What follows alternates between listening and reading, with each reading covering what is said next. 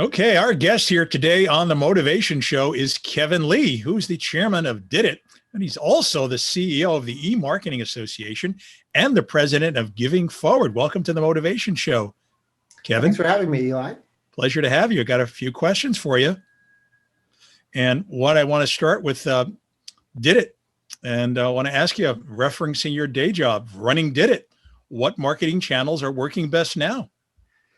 It's a really fascinating question because obviously everything has changed during the pandemic. Some things have remained the same. When people ask me that question, when they're trying to decide, where to put their money, usually I let them know that it's really all about how close to the end of the marketing funnel, for lack of a better term, do you want to do your marketing, right? If you want to be where the people already know that they what they want, and that what they want is what you have, then obviously search engine marketing is going to be your key channel, right? Because the people have raised their hand, they said they want exactly what it is that you're about to sell, and you really can't beat that. So in your case, if somebody's looking to advertise to reach people, tourists in Times Square, you would love that lead, right? So that might show up in search, either paid search or organic search. So that tends to work extremely well. If you sort of move one step away from that, you've got people who had searched for that, but then perhaps weren't ready to become a lead or weren't ready to buy yet.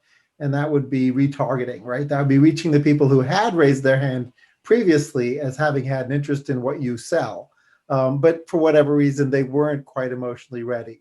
And then as you sort of continue to move up further in the funnel, where the people are sort of maybe aware of you and you're sort of trying to move them down that funnel to make sure you're one of the choices when they get ready to make the purchase, then you have a wide array of things to use. You've got paid and earned social media, you've got public relations, you've got programmatic display, programmatic audio, programmatic video. You've got it opens up wide. You can even use terrestrial forms of marketing, including direct mail. So we typically advise that, when you're spending your first marketing dollar, you spend it on the thing that's as close to a sure thing as possible. And then from then you sort of move up into the more questionable forms of channels of media, the ones that don't necessarily catch the people right at that instant when they're ready to buy. Well, that's a mouthful. How do you deal with people who are overwhelmed? Just like, okay, you give them 15 different options, 14 of them they never heard of. How do you handle that? As far as the buyer being overwhelmed, you mean? Yeah, because they know print, or they know one other thing. They've heard of the term SEO. They don't have a clue what it means. They've heard of sales funneling. They don't know what it really means. They've never done it. And then they're in analysis paralysis. How do you deal with those people? I think it's easiest to sort of lead people through some of their own purchase processes, excuse me. So where you take them through and you contrast the different kinds of things that they decide to buy. Some of the things they buy every day are impulse purchases, right? Where they don't have to think that much about it. The stuff that they see in the final, 2 yards of a checkout line, where they decide to pick up that box of Tic Tacs. They don't think very much about that. And then there are other things like appliances or cars or timeshares, where they spend an inordinate amount of time researching it. Or it could get even longer than that. It could be that you're trying to decide where to live, or where to get married, or where to take your honeymoon. And depending on the thing that the particular marketer or business person is selling, they need to understand what the journey is that their customer goes through before they make that final decision. Because you want to at least make sure you're a finalist. Because if you're not a finalist, you're not going to win, right? So the first part of marketing is making sure that you're at least a finalist. And then closing the deal could be any variety of methods that you use, including direct sales, right? And part of being that finalist may mean that you had a phone conversation with the person, or you were able to take them to lunch in the pre-pandemic era. Maybe it's a socially distanced lunch now at a local park. But the key is to make sure that you're in the running, right? Well, whatever it is that you're selling.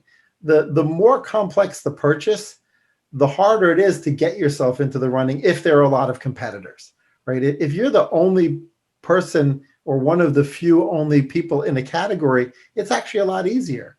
Electric cars, there's a few, but it's a pretty small selection set, right? So getting to be a finalist in that selection process for electric cars, Tesla's probably in there already, right?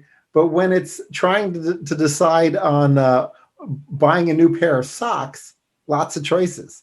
Do I go with, athletic socks? Do I go with dress socks? Do I go with cotton? Do I want designs? Lots and lots of choices. So the more choices there are, the more competition there is in your category, the more you have to sort of think about, where am I going to catch this person? Where am I going to make sure I'm in the consideration set? Where are they making their purchase decisions? Are they using a one-stop shop commerce search engine like Amazon, right? Because if it's a product, chances are they're looking there. If it's a service, they could be looking on Google. They could be looking on Bing. They could be looking on Angie's List or Craigslist. There's a lot of places that people might look in order to educate themselves and feel comfortable about taking that next step of deciding, all right, there's 3 electricians. I got it down to 3. I looked at ratings. I looked at reviews. I looked at Google listings. I did my research. And now I'm going to try to decide which electrician do I use. And it's each customer journey is a little bit different, right? Which is, there's no such thing as a one-size-fits-all media plan, and there's no such thing as a one-size-fits-all marketing plan. So media being paid media, and marketing being broader, including all the touch points that even include the salesperson. So we used a fancy term before that you and I may be familiar with because we're in the digital realm, but the average person might not be as familiar. We've heard about the term that you use, programmatic advertising. What exactly is it and how is it best used, Kevin? So programmatic advertising, easiest way to sort of think about it is it's more like the stock, bond, and commodities markets than it is like the old insertion orders that you used to fill out as a business owner when you wanted to get some of your TV spots onto the local radio station. Used to be, there was a piece of paper.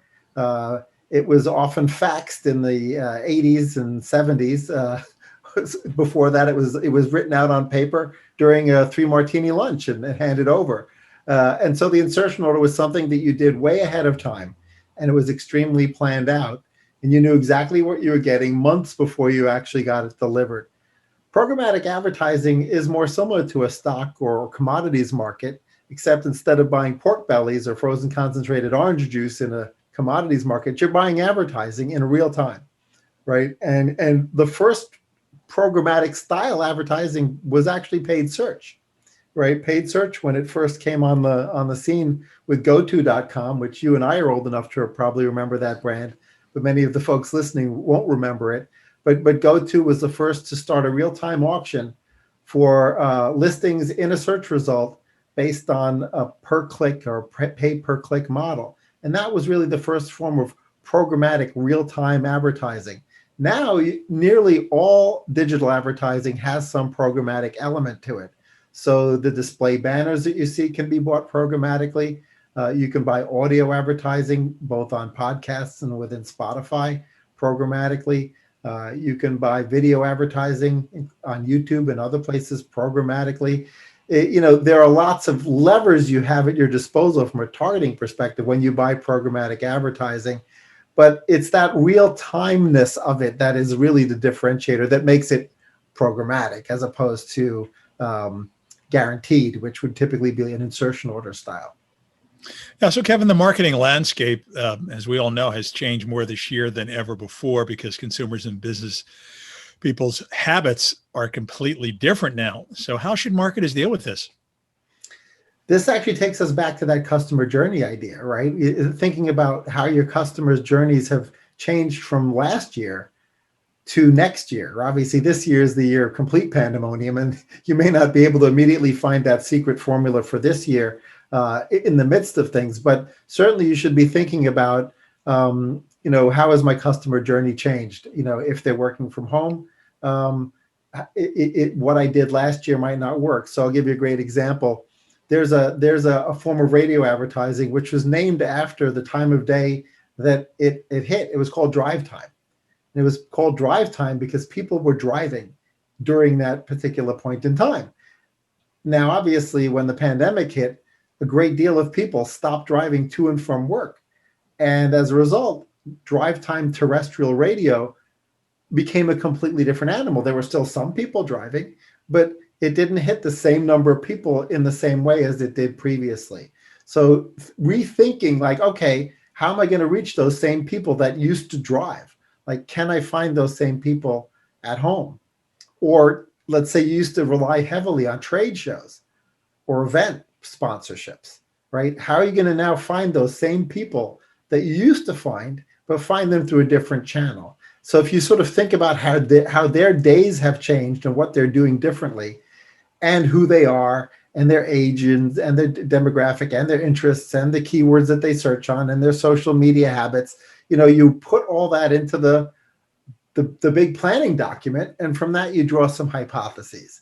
And you say, all right, I think I can reach the same folks I used to get at the trade show at this virtual trade show. Okay, well, maybe you can, maybe you can. Maybe some of them didn't like the virtual trade show concept, and so they're not there.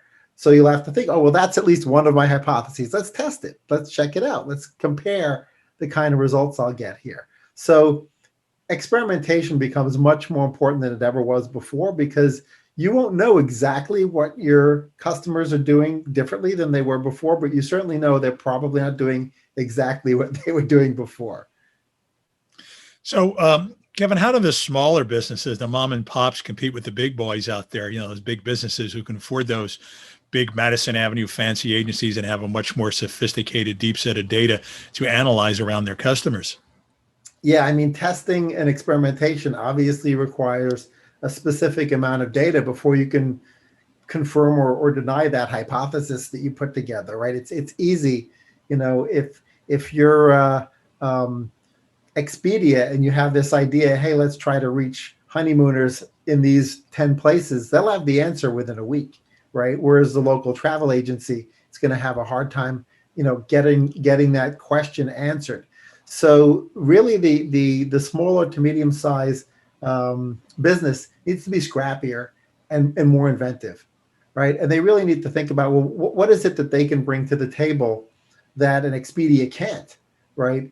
And a lot of times it's them, it's their expertise, right? It's who they are and the things that they know and the things that they can do that the Expedias can't in the case of a local travel agency, right? Obviously travel is probably the worst business to be in, or one of the restaurants is probably close to tied. But I mean, both of those are in a difficult place right now, but regardless of what the small business is, they need to try to figure out what is their differentiator, what is their essence, and then can they use, in particular, some form of PR or digital PR or earned media, as we might call it, within our industry? Can they use some form of earned media to create that foundation as a subject matter expert, right? So you and I are subject matter experts in our respective fields, and so is an accountant, and so is a landscaper, right? So to the extent that they're willing to sort of put themselves out there and share a little bit of what they're really great at, that may become a piece of ammunition that's in their marketing toolbox, right? That they can then use for paid media and social. They can take their posts and they can amplify them against specific audiences in a neighborhood, right? So they need to really rely on sort of what it is that makes them special, what it is that makes them different. And be able to overcome some of the challenges, the hurdles that they have. They may be scared of public speaking. They may be scared of doing a podcast like this, and overcoming some of those challenges personally may help them tremendously. Yeah, our guest on the Motivation Show today has been Kevin Lee. Kevin, thank you so much for sharing your wisdom on the show today. My pleasure. Thanks for having me.